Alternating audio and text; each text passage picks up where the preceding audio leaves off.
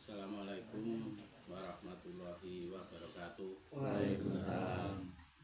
Nggih nuwun para sesepuh wahanem ingkang rawuh wonten dalemipun makin sedaya. Ing wekdal menika makin keluarga dipun kuasaken ngedalaken rejeki saking pangeran. Rupi ambengan menika makata-kata mawarni-warni kadamel sedekah krana Allah taala lan nyedakahi anggenipun makin sekeluarga anggenipun nglampahi unggahan lan anggenipun badhe nglampahi siam wonten wulan Ramadan nggih sageta slamet wilujeng lan anggenipun ngintun doa dhateng para leluhuripun sedaya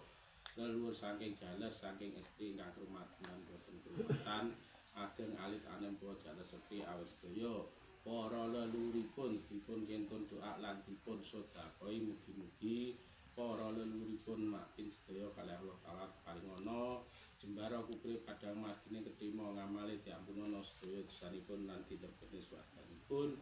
asala karidaanipun Allah taala lan pangestunipun ingkang dipun sedekahi lan ketambahanipun para sesepuh wahanen ingkang wonten mawon kejawi menika anggenipun rakit sekul suci ulam sari rasa kadamel dados wahurmatan dumateng Gusti panutanipun Kanjeng Nabi Muhammad segarwa putra lumengseripun dhateng sahabatipun sekawan Abu Bakar, Umar, Utsman, Ali awis sedaya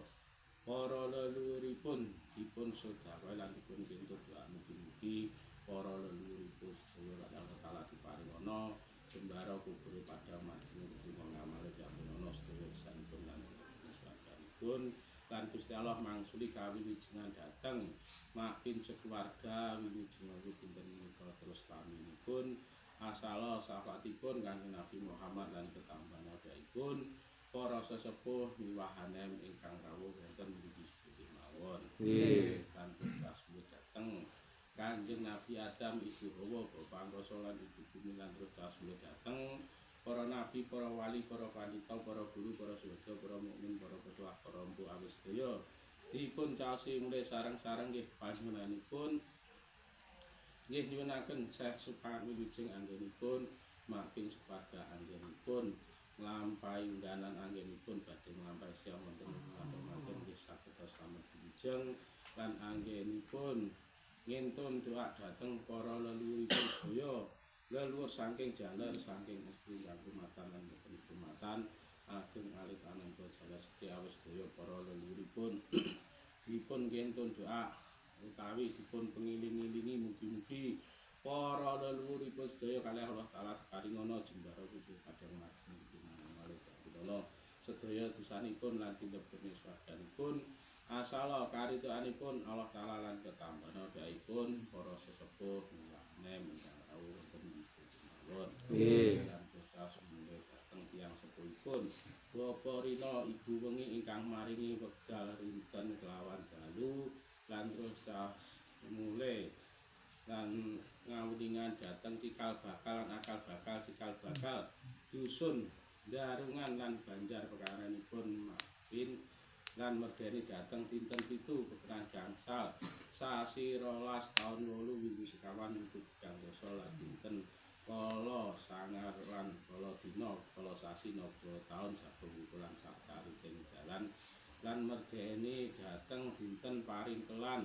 ringkel jalma ringkel aryang kala kubur dinten uwas lan sangaring taun lan merdeni malih dhateng dinten kali wangke sampar wangke sare agung kala gede tenggahutan singkang ingkang dipun lenggahaken wonten dinten Sabtu kliwon kadamel unggahan lan anggenipun makin sekeluarga anggenipun badhe nglampahi siam wonten wulan Ramadan nggih saged slamet wilujeng lan anggenipun ngintun doa utawi pengiling-ilingi para leluhuripun sedaya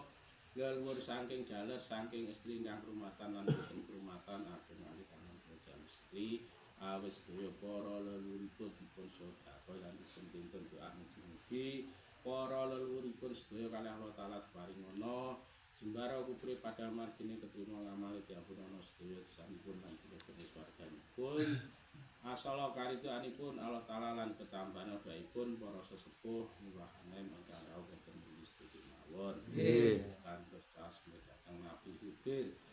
Ilyas kang rumeksa toya lan daratan lan terus caos dhateng Sesu Bakir kang bali tanah Jawi lan terus caos dhateng Nabi Sis lan Sunan Kalijaga kang jagani Buddha rencana wonten saben-sabenipun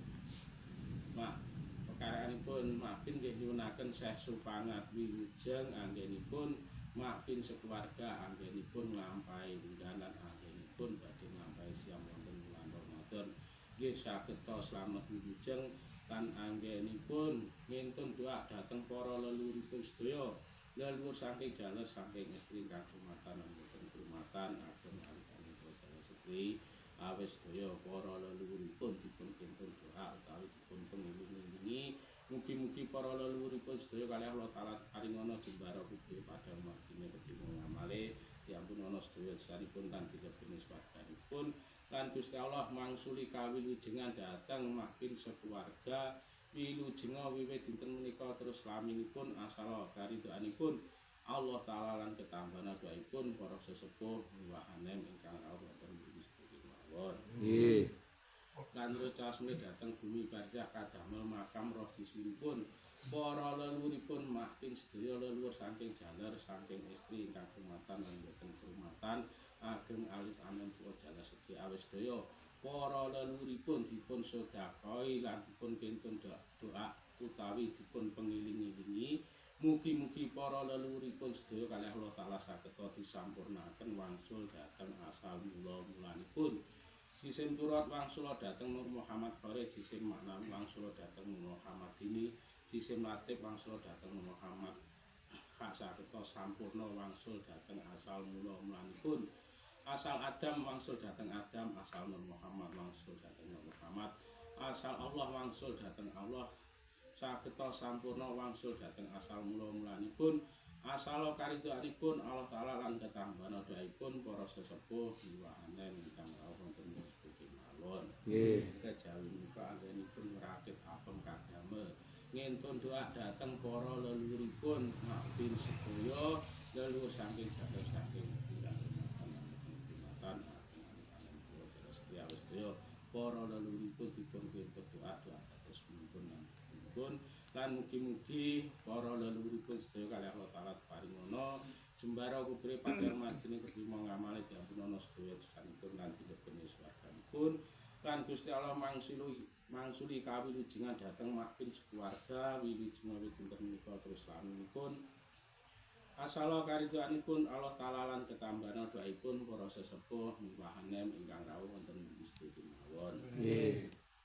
Kejawi menika anggenipun ngrakit pisang setangkep anggenipun makin ngawuningan dhateng Mbok Dewi Kartimah garwa Mbah Hendro Ali anggenipun makin swita dhateng guru nabine lan anggenipun wonten sundarungan kisah kita slamet wilujenga wiwit dinten menika terus laminipun asala karidhoanipun Allah taala lan ketambahan doaipun para sesepuh wahanem ingkang rawuh wonten Gusti mawon. Nggih. Anggenipun ngrakit jenang sengkala kadamel nulak kala bika kalanipun para leluhuripun makin sedaya lan kala bika kalanipun makin sekeluarga sengkala ingkang sampun dumawah dados kawilujengan kang dereng tinulak maring Allah kantuna slamet rahayu wilujeng wilujenga wiwit dinten menika terus laminipun asala karidhoanipun Allah taala lan ketambahan doaipun para sesepuh wahanem ingkang rawuh wonten Gusti mawon. Nggih. Kejawi pun ngrakit jenang sepuh utawi jenang abrit kadamel milujengi nini asmara bumi lan kaki asmara bumi sula ingkang dipun trepi griya makin sekeluarga bumi kesepuran dan sakerta slamet wilujeng sanjawine wangun wilujeng salebete wangun wilujeng saraja gadharanipun wilujeng satanja panunggalipun wilujeng saenanipun wilujeng wiwit dinten menika terus laminipun asala karidhoanipun Allah taala lan ketambahan doaipun para sesepuh wahanem ingkang rawuh wonten ing Gusti mawon. Nggih. Kula cekapi anggenipun diaraken kok bilih wonten kekiranganipun lan kesisipanipun Gusti Allah maringi jangkep lan Gusti Allah maringi kabul menapa ingkang dados niat saha hajatipun makin keluarga. Semoga Mbah Ta kula aturi barokah doa kang wilujeng. Bismillahirrahmanirrahim. Allahumma sholli ala sayyidina Muhammad wa ala Tekapatin sa may kamdula pinag Amin. Halo maujud magpapasa Amin. tanah sultan makamat dalam aura masjid matina gunung amra kiblat olah kolai batan tanpa pola ini Allah alama amal yang buat maina kubur halus dikit kang lantip kalau jane manusia mulia ning alam panjang pinotowo negara tunjung rambono nur Allah satu gede ya tunggal pengirane Allah la ilaha Muhammad Rasulullah kalau maina nasaloka sumpan ditini ngatiakan bisa saja atan piling ini dan rezeki dan kubur barhamatan ing dalem dalam maut ngawinana salawat mana jata minana kitab al-marokana atina kasana apulan atina dapanar waktina dapanar sepakan menyalipun ngalam karim alhamdulillah rabbil alamin.